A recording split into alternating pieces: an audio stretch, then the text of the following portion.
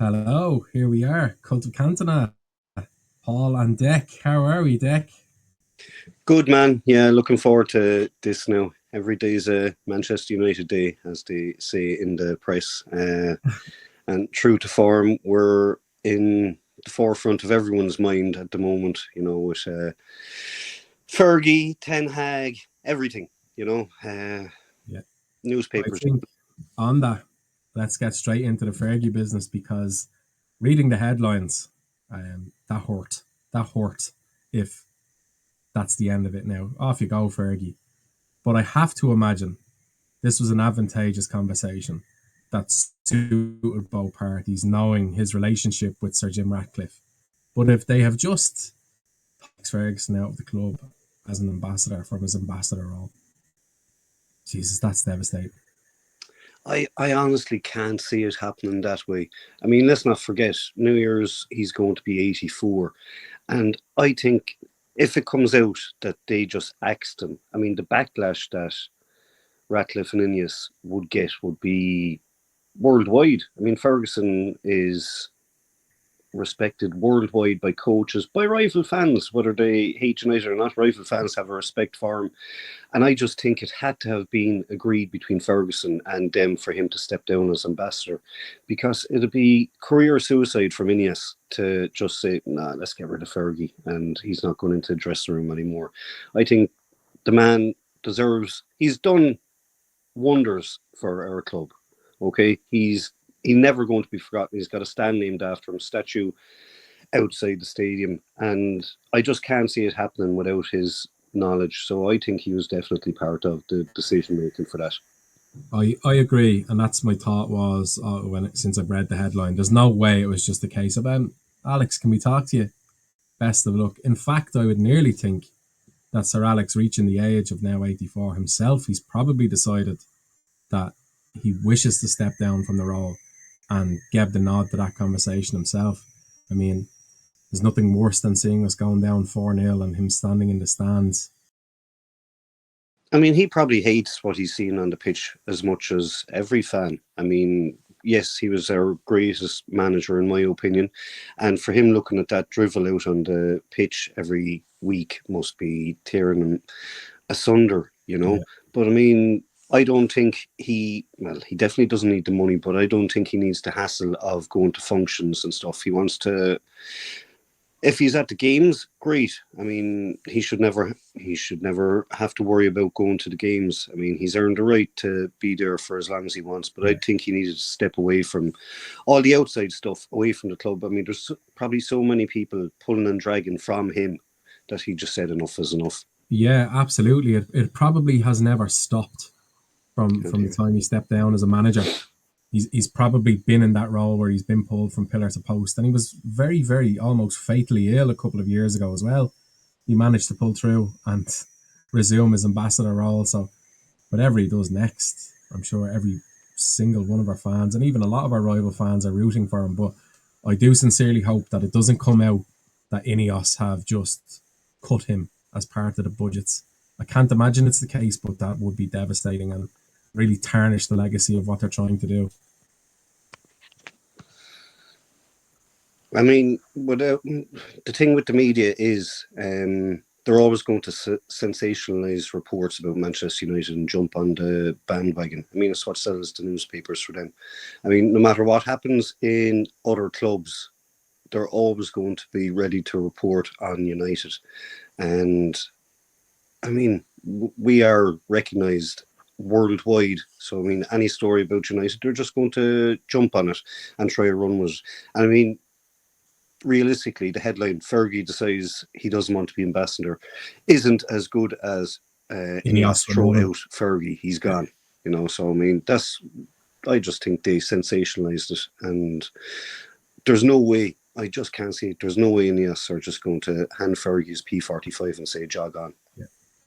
Yeah, absolutely. And I agree in terms of us still being among the biggest clubs, because even when we're low on the table, even when we're not performing, you can almost nearly guarantee that a Man United game or a Liverpool game is still going to be the Sunday feature game or the Monday. It's very rarely that Man United or Liverpool are the Saturday 3 o'clock.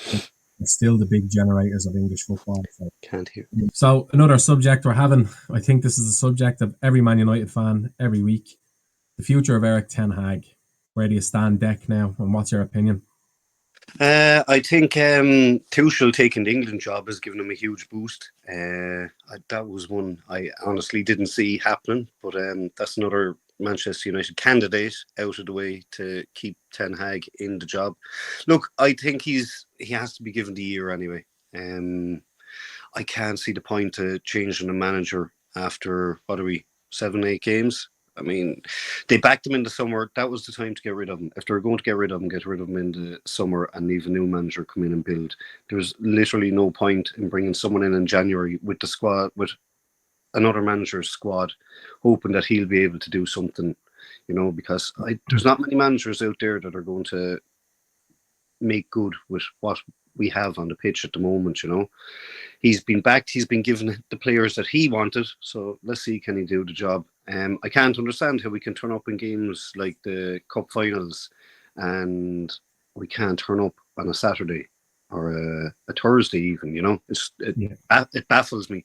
I do question some of his tactics. I do question some of his substitutions. But for now, I'm backing him and I hope he's given the rest of the year. And if it doesn't work out, then it doesn't work out and we'll have to start afresh. Just don't see the point to get rid of him at the moment. So for me, I was a big advocate for him all through the summer. I was very worried that we were going to let him go. I have now reached the point, and I remember among ourselves in our group, I said, he has 8 games to prove himself at the start of this season. And anything less, I think, than a victory in 5 of those games was going to be pretty detrimental to him. And I've stood by that.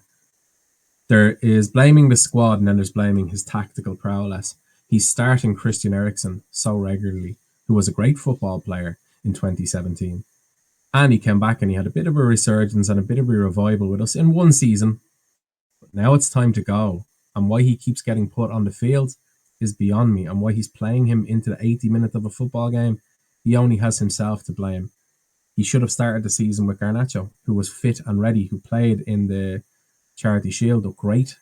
No sign of him then, just getting bit part playing.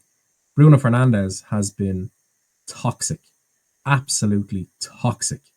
Everything he touches is muck. I've never seen a player allow the ball go out of touch so much. Just the simple things he's getting wrong. And Rashford, time and time again, is entrusted. Ten Hag is making those choices. They're his tactics, and these are his decisions.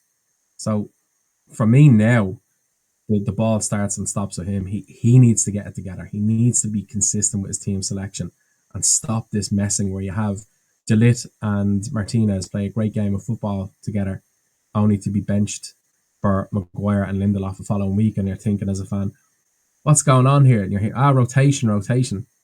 Was it necessary? Well, my biggest worry was Rasmus Højlund for the last couple of weeks. And he wasn't making match day squads. He wasn't getting anywhere near us.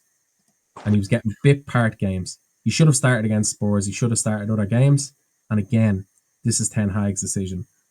But we have Everton now this weekend. Is that right, Everton? Brentford, oh God. That to me now, I don't know about you, Deck, but that to me feels like an immediate tough game where realistically, as a Man United fan, should we be fearing Brentford? But I certainly do. Yeah, it's so inconsistent at the moment. Unfortunately, I was at the Spurs game, row AA in the Stretford end, so I couldn't get any closer to it. And Jesus, they depressed me that day. But I mean, that's what I mean. I do question a lot. I mean, big squads and the so-called other big teams, they're not as we are. They're putting out their best 11 and they're winning the games, getting 3 points, because that's the most important thing. Get the 3 bloody points. Yeah. Worrying about, what game did Johnny Evans get man the match? I mean, Johnny Evans. Look, they should never have let Johnny Evans go, but Johnny Evans at 38 shouldn't be getting man the matches for Manchester United, and there are the decisions that I am questioning about him. But I'm sticking with him for now. Maybe it's blind optimism and more hope than anticipation. But as you say, Brentford are coming to Old Trafford this weekend. Before we pissed ourselves laughing and wondered how many goals we'd score against them. Now we're going to be happy to score one goal and hope they don't get one, you know. That's how far we've come down. Yeah, another example of how far we've come down. For me, when we played against Brighton, I knew Brighton were going to do us. And I said, but to be fair, Brighton are a very good team. But in terms of Man United, you look at our closest rivals, or who are supposed to be our closest rivals. I don't think Liverpool, Chelsea, Arsenal, City see Brighton as a difficult game. I know very expected Brighton to do us that day, like they have done for the past couple of seasons. And I let it go because, look, they're just a better team at the moment. I think Brentford is probably going to be in the same situation, and it's scary. But with sticking with Ten Hag, I have that thing in the back of my mind when I know Fergie, once upon a time, was very, very, very close to the chop, and he was almost gone, and he had a little bit of time. And the FA Cup was, what was it? The Steve Bruce 2 goals. Is it the FA Cup or the league with the Steve Bruce headers? What's his name? It was in the FA Cup. It wasn't Lee Martin, was it? Or was it Mark Robbins? Got the goal that basically saved him. I remember the Steve Bruce 2 goals against Sheffield Wednesday was for the first title. For the title, and he was close to meeting his end around that season before. And then you can see how elated him and Brian Kidd are, where they run onto the pitch like giddy children, like what it meant to them. And I am left to wonder, is there a Ten Hag moment like that? Does he have it in him to turn it around? Because when he was our candidate for a manager, I wanted him. I had no second choice.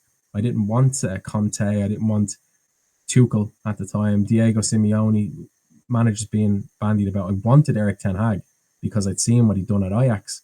He was turning players who had great ability into superstars. He made Sebastian Haller a world beater who was dying a death at West Ham. And I knew Sebastian Haller had something to offer, but he just wasn't finding it with his manager. Enter Ten Hag, and he turned him into that superstar. And I thought, that's the very thing he could do at United. And now he's brought so many of that squad with him, but they have taken a step backwards. They're regressing in their career. Anthony, I know Paul Butler Lennox from the channel can't stand him. Anthony, once upon a time, was a devastatingly feared winger, and I'd watch his. You know, you can watch a YouTube footballer, great. We all get the clips, but I was very, very excited by signing him, and he made his debut against Arsenal, scored, and I was, this guy, he is a missing piece to our puzzle. Him and Sancho in rotation there, and now Diallo is going to take that spot, which isn't a bad thing, but it just fell apart, those prospects. Yeah, I think Diallo has definitely been probably our best player this season. And again, he gets dropped for certain games, so I'm scratching my head with Eriks in that one because he at least has been attacking, and that's what we need. At least when we're attacking, we're not conceding. But I mean, Anthony, Jesus, I can't figure out where he's gone wrong. Because like that, I'd seen him before, and I was really looking forward to him come to the club. Thought he was going to be great, but by God, that poor young lad. Yeah. And I don't know whether that's down to the Premier League or the tactics by Eriks, but it seems to have he seems to have fallen off. There's even talks now that they'll accept 40 million to get him out on loan with a view to a permanent move. Like, I mean, that's taking a 40 million hit straight away. But it's they have in him that they're willing to take a 50% loss on him just to get him off the books. But I don't think, I just can't understand how he's gone so bad. Because like you, I was really excited to be signing him. I'm trying to think historically, have we had many players who we've brought in under that big umbrella with big expectations who've taken a really hard hit and then come back to solidify themselves in the squad? I think Andy Cole may be one that comes to mind. He didn't hit the ground running exactly at Man United, and then he had a horrendous leg break. And then he became one of our most prolific and loved strikers of all time, one of our most beloved players of all time. Yeah. There was a patch there where Andy Cole, it's crazy to say, was looking like it wasn't going to work out for him at Man United, and then it kicked off. So I don't know. I'm kind of lost for another example of a player who really got it together and solidified themselves in the squad. But who's come back horrendous performances and horrendous abuse, in my opinion, is Harry Maguire. Like, I mean, I think the best thing to happen to Harry was he got stripped of the captaincy of United. It was too much pressure for him. But when he's come on, now he does have the odd mistake, but he's come on and actually leaps and bounds with his performances. And when we see Maguire coming onto the pitch now, we're not covering our eyes in horror. We're actually happy enough to see him coming on. So I'm delighted for him because Yeah. Amount of abuse. Yeah, it was a strange situation there, and I really don't know who was in charge of the transfers at the time. But when we looked at Harry Maguire at Leicester, and he was fairly well regarded, he was playing in a back three, and he didn't have to push up on such a high line. He had quicker defenders in front of him who were able to deal with that mess. And then he was, almost in a sweeper role. He just stayed all the way back. He was near the goalkeeper. And then he enters Ole Gunnar Solskjaer's team, where he's basically standing on the halfway line. And it's one trick, just kick it over him and run past him, and you're done. And then it's shattering his whole confidence to the point where he can't string a very basic pass, even back to his own goalkeeper. And he's putting David De Gea in trouble with its most simple a back pass. He's sending a wayward pass out to the left to Shaw, and the wheels just fell off him, and he's getting dog's abuse. But yeah, I'm glad to see him having come back from it. Ten Hag obviously understands that he doesn't play that very high line. Neither does Matthias de Ligt, but he has a player in Lisandro Martinez who does, and a fullback that's defensive minded in a sense and attack minded with Dalot. Dalot can throw in a tackle. Also a defensive midfielder in Casemiro. So he's a little bit more covered and a little bit more comfortable now in the squad, which is good to see, because let us not forget there is a player in Harry Maguire. He was World Cup semi-finalist. He was brilliant in that England squad, and again was another player. 80 million, but he could be worth it. He could be better than Virgil van Dijk. Evidently, absolutely not. And Virgil van Dijk for 75 million by now standards was an absolute robbery, because he's been sensational. But I had those high expectations for Maguire, so likewise, I'm happy to see him do well again. What did you think of the news today coming out about the stadium? There's talks now that it's going to be 100,000 capacity. They're applying in January for the building permits, hopefully start in next summer of 2025. Just saw, I literally before it came on, I was reading a bit about it. So don't know how much truth there is to it, but what's your thoughts on the actual stadium? Were you pro new stadium, new Trafford, or whatever the hell they're going to call it now? I wasn't mad on it at the start, and I was thinking, oh, there's so much legacy, and then I listened to an interview with Ratcliffe where he said the legacy comes with you, and the statues can be moved, and the stands will still exist in this stadium. There'll still be an Alex Ferguson stand. We'll still have our statue of our mighty trio outside. Not all that much is changing. So I would love a new state-of-the-art stadium, because you look at teams like Tottenham Hotspur, you watch Sky Sports and it goes over their stadium. Even Arsenal stadium's incredible. So yeah, I would like to keep up with the modern football teams, and 100,000 seater, if that is true. That's like original Old Trafford, which was once upon a time 100 and something thousand before it was bombed. Yeah, it's going to be. Maybe if they just transplant the pitch over, bring it over on the back of a few trucks or something. I hope, I definitely don't want to see them taking Old Trafford down. I presume they're going to try to regenerate around that area of Old Trafford, and definitely there's talks maybe the women's team can play their games out of the existing stadium, something like that. If they were to knock it completely, I'd probably be totally against it. But yeah, I can't see them knocking it completely, but I don't think they'll make a hybrid out of it. I don't think they're going to turn it into apartments. If they didn't knock it completely, it'd be interesting to know what the plan is for it. Could they make it? I really don't know. Some sort of training stadium, or could it be the under-21s or a women's football team stadium? But that seems like a waste as well, given its legacy. So I don't know. I think it could be knocked. It's in a bad way. It is. I was there the night of the Arsenal game where it literally turned into a swimming pool, and Yeah. I was there that day, and it was just, there was water flowing down the steps of the Stretford end. It was crazy. So yeah, definitely need. I think I was always in favour of it being repaired, fixed, and everything, just because of the history of the stadium. And from like I'm going over there now, 40. First game was in '83. Oh, 40, I don't know my age. But it's just every time you go there, no matter how long you've been going, just a buzz of walking into the stadium, meeting the people up in the Blaze, walking down from that Busby Way. Hopefully they don't take too much from that, because whether it's a new stadium or not, some of the new stadiums look soulless. I mean, City Stadium, I mean, they can't get a fan in there. So, I mean, it doesn't Yeah, matter what you have, it's still going to be Dave the empty shed, you know? yeah, yeah. I think that's probably more indicative of City. They have a huge amount of fans in Manchester, and even as a treble-winning team and all they've achieved in the last couple of years, they're still predominantly a 3 p.m. Saturday kickoff team because they don't have that international clout like even Arsenal do. Well, Arsenal have had for quite some time. Um, but Arsenal stadium's amazing. It's always packed to the rafters. And Spurs, to the credit to their fans, that stadium always looks like it's hopping as well. But yeah, City always feels a bit dead. It's no KC stadium, whole city, but it's pretty dead. Like, In Manchester, when Man City staff have been in Piccadilly handing out free tickets to try to get people go to their games. I've actually witnessed that in person.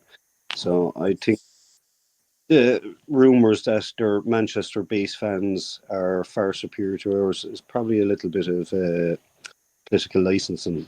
I don't think they're that big at all. it could well be the case. That's one of those things that for some reason I've taken at face value with no real truth behind it or proof behind it. I associate like the famous Manx like Oasis who are City fans, but then all the other famous Manx like the Happy Mondays and all those lads, they were all big United fans. Just I think that's something drilled into you by people from Manchester who support City. Oh, City is the club of Manchester, but yeah, like I just took that at face value. I have no real merit for that. Well, tell them to go to Piccadilly. They'll be able to get free tickets there most match days. I wouldn't take them. Yeah, I'll tell you how bad they are. Their staff, right, were handing out free tickets, and I'm wearing a United jersey, and they tried to give me two tickets. I'm looking at them going, I mean, they mustn't even follow Yeah, their team. yeah. And trying to give me two tickets, the empty shit. Like, come on. Now we are a Man United channel, so obviously we don't go in depth on decisions affecting other clubs. But a quick opinion here: what do you think is going to happen to them, if anything, if these charges come to be? Are they going to get a wrist slap, or is this going to be like Juventus? Are they going to get relegated and stripped? If they're found guilty, I hope the Premier League uh, and City are obviously going to have a huge legal battle over this, because they know, look, I'd say realistically, they're guilty of, they have to be guilty of something, because there's no one to bring a case against a club with 115 breaches if they've done nothing wrong.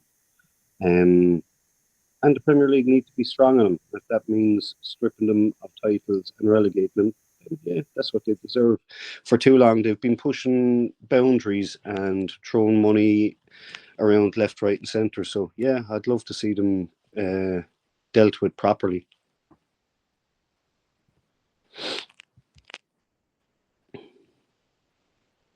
And any money they save, they could probably just probably give away a few more free tickets to unsuspecting people in Manchester Piccadilly.